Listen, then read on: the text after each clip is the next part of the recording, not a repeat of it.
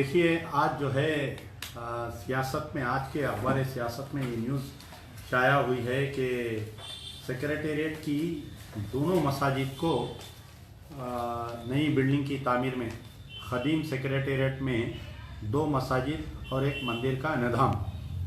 तो ये अखबार में ये खबर आई है। कल मैं, जैसा कि आप लोग जानते हैं कि कल मैंने अपील किया था माइनॉरिटी कमीशन के चेयरमैन जनाब खमरुद्दीन साहब से और वक्फ बोर्ड चेयरमैन जनाब मोहम्मद सलीम साहब से। तो हम दोनों को लेटर भी लिखे थे और जिस बात का शक था, आज अखबार सियासत की रिपोर्ट पे ये शक यकीन में बदल गया। लेकिन बड़े अफसोस की बात है कि हुकूमत की तरफ से ये इक़दाम जो किया गया है मसाजिद को शहीद करने का, तो आया जो यहाँ पर हुकूमत की तायद में जो सियासी जमात मजलिस इत्तेहादुल मुस्लिमीन और हुकूमत में जो अपने आप को मुसलमानों का नुमाइंदा समझते हैं, महमूद अली साहब home minister, Waqf board chairman Mohammed Salim, minority commission chairman Mohammed Khamruddin साहब, ये तमाम लोगों की तरफ से कोई भी वजाहत नहीं आ रही है कि अभी मसाजिद को तोड़े हैं या मसाजिद को नहीं तोड़े हैं, शहीद किया गया है या नहीं किया गया है, ये अभी कोई क्लैरिटी नहीं आई है। ना तो होम मिनिस्टर मीडिया में आके इस बात की तरदीद कर रहे हैं महमूद अली साहब, ना वक्फ बोर्ड चेयरमैन साहब कोई स्टेटमेंट दे रहे हैं, माइनॉरिटी कमीशन के चेयरमैन साहब अली जनाब खमरुद्दीन साहब नहीं, और जो इनके सियासी आलाकार जो रहे मजलिस इत्तेहादुल मुस्लिमीन के असदुद्दीन और अकबरुद्दीन भी, आज दिन भर मैं असदुद्दीन ओवैसी का ट्विटर और उनका फेसबुक देखते रहा, कहीं पर भी मजलिस की तरफ से ये 2 मसाजिद के बारे में कोई बयान नहीं दिया गया है। तो अब हम क्या समझना कि क्या वाकई मसाजिद को शहीद कर दिया गया है या अभी शहीद करने की प्लानिंग में है। आप देखिए कितना बुरा वक्त आ गया आज हमारे ऊपर कि ये एक ट्रेंड बन जाएगा कि इससे पहले एक खाना मस्जिद को शहीद कर दिया गया, होम मिनिस्टर आए बयान दिए दूसरी जगह बना देंगे, बोले मजलिस वाले बोले उसी मुकाम पर बना देंगे, वक्फ बोर्ड चेयरमैन सलीम बोले कि मैं बनवा दूंगा। लेकिन आज 1 साल 1.5 साल का अरसा हो गया है, अभी तक जो है अभी तक ये बात क्लियर नहीं की गई है कि क्या मस्जिद एक खाना बनेगी या नहीं बनेगी, अभी तक ये बात क्लियर नहीं की गई है। अब दूसरी बात ये है कि सेक्रेटेरिएट के अंदर जो मसाजिद को शहीद कर दिया गया है, इस मामले पर तमाम लोग खामोश हैं। कांग्रेस भी खामोश है, तेलुगु देशम भी खामोश है, टीआरएस के अखिलियती कायदीन को तो मुंह को सांप सूंघ गया वैसा है। इसका कौन है, इसका कौन जिम्मेदार है, इसके ऊपर क्या राय अमल होनी चाहिए। आज सुबह से कई उलमा मशाइखीन को, कई सियासी गैर सियासी तंजीमों को मैं फ़ोन कर रहा था, सिवाय जनाब मुश्ताक मलिक साहब के कोई भी मेरा फ़ोन रिसीव नहीं किए और ना कोई जवाब देने के लिए इस मसले पर हैं। सबसे बड़ी चीज़ है कि जमात इस्लामी के हामिद मोहम्मद खान साहब इस मसले पर खामोश है अभी तक। मैं अरकान जमात इस्लामी से गुजारिश करूंगा कि आप जाइए, जाकर हामिद मोहम्मद खान साहब से मिलिए, मिलकर जो है इस मसले पर कि हुकूमत की जो तायद किए थे और ख़ुद जमात के एक अहम रुकन मलिक मोतशिम अली खान साहब जो है वक्फ बोर्ड के मेंबर हैं, तो वक्फ बोर्ड के मेंबर होते हुए इन पर जिम्मेदारी आयद होती है कि इस मसले पर वो जाएं, जाकर वो वहाँ पर सेक्रेटेरिएट के अंदर देखें। कोई नहीं, आज दिन भर देखा मैं कि सब लोग खामोश बैठे हुए हैं। या तो इस मसले को दबाने की कोशिश की जा रही है या तो इस मसले पर अंजाम मारने की कोशिश की जा रही है। हुकूमत की तरफ से भी कोई राय अमल नहीं दिया गया है कि क्या अंदर मसाजिद है या शहीद कर दिए गए हैं। लेकिन अखबार सियासत की खबर यह है कि मस्जिदों को शहीद कर दिया गया है और एक कोई इंग्लिश अखबार में आया है कि मस्जिद को शहीद कर दिया है अंदर से। तो क्या इसलिए तेलंगाना के मुसलमान टीआरएस को वोट दिए थे कि मसाजिद को शहीद करो, आयशुर खानों को शहीद करो, कब्रस्तानों को मिस्मार करो?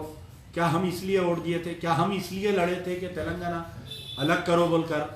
क्या इसलिए मजलिस इत्तेहादुल मुस्लिमीन ने टीआरएस की तायद की थी?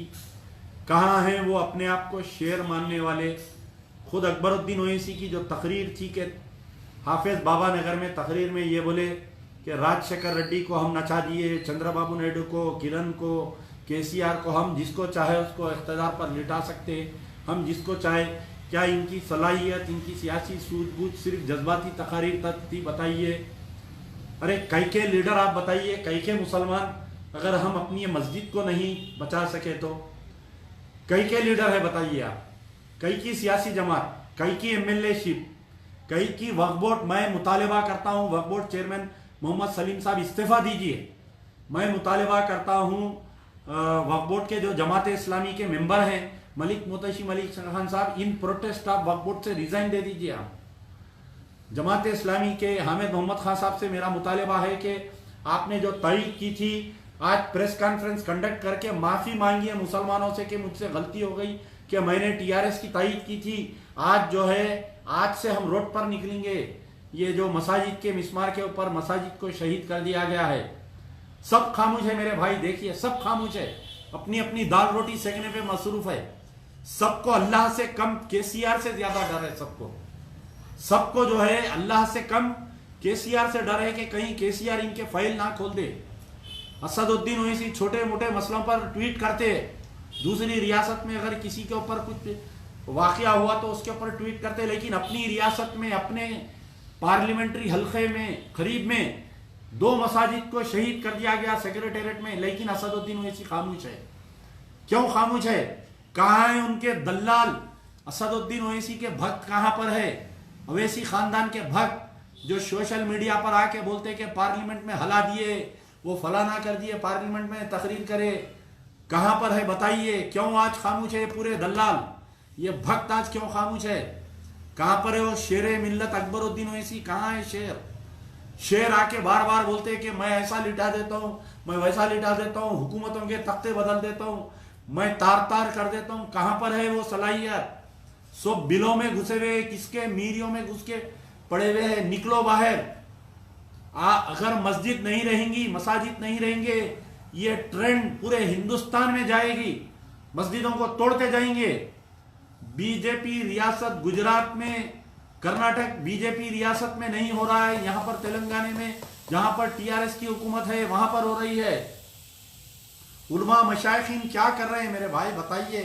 क्या सिर्फ ये मेरा मसला है? सिर्फ अमजदुल्ला खान का मसला है मस्जिदों के बारे में बोलना, टीआरएस के खिलाफ में बोलना? बताइए क्यों आप मुसलमान नहीं हैं? आप कलमा गो भाई नहीं हैं? आपके ऊपर जिम्मेदारी नहीं है? सियासी जमातें हैं आप। मेरा मुतालबा है केसीआर साहब, आपने बहुत बड़ी गलती की है, तारीख तुमको माफ नहीं करेगी। याद रखो, आज तुम इख्तिदार पर है, आज तुम कुछ लोग हकायक जो बोल रहे हैं उनकी आवाज को कुचल रहे हैं, पुलिस के जरिए उनको डरा रहे हैं, गिरफ्तार कर रहे हैं। लेकिन याद रखो, जब खुदा की मार पड़ेगी, खुदा की लाठी में आवाज नहीं है, लेकिन ऐसे सियासी वनवास काटेंगे। पीवी नरसिम्हा राव का हाल क्या हुआ देखो, जिसने बाबरी मस्जिद की शहादत में मुलविस था। कांग्रेस जिसने मस्जिद उमर फारूक को शहीद करवाया था, तेलुगु देशम जिसने वक्फ की जायदादों को तबाह किया था, मस्जिदों को शहीद किया था, आज कहां पर है बतलाओ? कांग्रेस आज बगली खबर में दफन है आज। तो वैसा ही हाल केसीआर और इनके अफराद खानदान का होगा। आज का वीडियो उठाकर रख लो मेरा। अगर यह मस्जिद को शहादत करने की खबर अगर सही है तो मैं समझता हूं कि सदी माफ नहीं करेगी केसीआर को। गय्यूर मुसलमान तेलंगाना के माफ नहीं करेंगे। तुम समझ रहे हैं कि 4 चापलूसों को साथ रख के, 4 दल्लालों को तुम साथ रख के मुसलमानों को खरीदने के, मुसलमानों के जमीर को खरीदने की तुम कोशिश कर रहे हैं। खबरदार, ये तुम्हारी गलतफहमी है कि मुसलमान आज खामोश है, लेकिन याद रखो इसका जरूर अल्लाह बदला लेगा। हमारी आह मत लो, हमारी बदवा मत लो तुम। अगर आज तुम सियासी कुव्वत में इख्तिदार पर है, हमारे मसाजिद को तुम शहीद कर रहे हो, मस्जिद एक खाना को शहीद किया, नारायणपेट के आशुर खाने को शहीद किया, और आज ये 2 मसाजिद की शहादत की बात आ रही है। खुदारा ऐसी मार पड़ेगी, याद रखो, कि ना घर के रहोगे ना घाट के रहोगे। तारीख बोल रहा हूं, पीवी नरसिम्हा राव की तारीख पढ़ लो कि जिसने बाबरी मस्जिद की शहादत किया था, उसकी लाश का क्या हुआ था देखो, गौर करो। और जो लोग केसीआर की दल्लाली कर रहे हैं जो टीआरएस के मुसलमान हैं, खबरदार, अल्लाह के पास तुमको जवाब देना है। इन प्रोटेस्ट तमाम अक़लियती कायदीन से मेरी गुजारिश है, फारूक हुसैन एमएलसी से मेरी गुजारिश है, फरीदुद्दीन एमएलसी से मेरी गुजारिश है, बाबा फसीउद्दीन डिप्टी मेयर से मेरी गुजारिश है, वरंगल में मेयर डिप्टी मेयर से मेरी गुजारिश है, जितने मुसलमान हैं टीआरएस में इन प्रोटेस्ट इस्तीफा दे दो।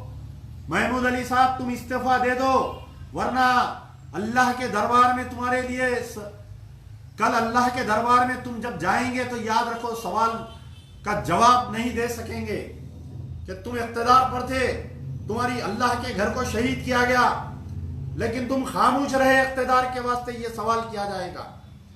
असदुद्दीन ओवैसी, अकबरुद्दीन ओवैसी का छोड़ दो, ये लोग अपनी खबर का जवाब देंगे, लेकिन टीआरएस के अक़लियती कायदीन से मेरा मुतालबा है कि आज नहीं बोलोगे तो कब बोलोगे? कब बोलोगे? कब इसके खिलाफ में एहतजाज करोगे? तुम नाम के मुसलमान रह गए, तुम कुछ नहीं मिलने वाला है, जन्नत का टिकट नहीं है टीआरएस की रुकूनियत, कोई जन्नत का टिकट नहीं है मेरे भाई। मस्जिद रहेगी, ईमान रहेगा, नमाज होगा, कुरान होगा, रोजे ज़कात रहेंगे तो हम मुसलमान रहेंगे, हम बख्शे जाएंगे। छोटा सा गुजारा, जब अकेले रहेंगे, मैं अक़लियती कायदीन टीआरएस से गुजारिश कर रहा हूं कि तुम बंद कमरे में आज लेटो, लेट कर सोचो कि किस हद तक मेरी ये रुकूनियत टीआरएस की साथ देने वाली है। कल तक जो कांग्रेस में इख्तिदार में थे मुसलमान, जो मसाजिद की शहादत पर खामोश थे, आज उनकी क्या हालत हो गई देखो आप। गली का कुत्ता नहीं पूछ रहा उनको, तुम्हारी भी ये हालत हो जाएगी। इन मास पूरों से नहीं, टीआरएस सही है।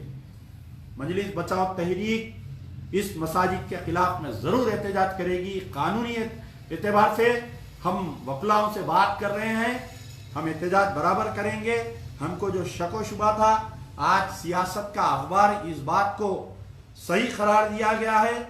हम फिर भी मुतालबा कर रहे हैं कि अगर वो मस्जिद शहीद नहीं हुई है तो आप उसका वीडियो लाइए बाहर, वीडियो बताइए कि भाई या सियासत की अखबार की खबर गलत है, बोलिए।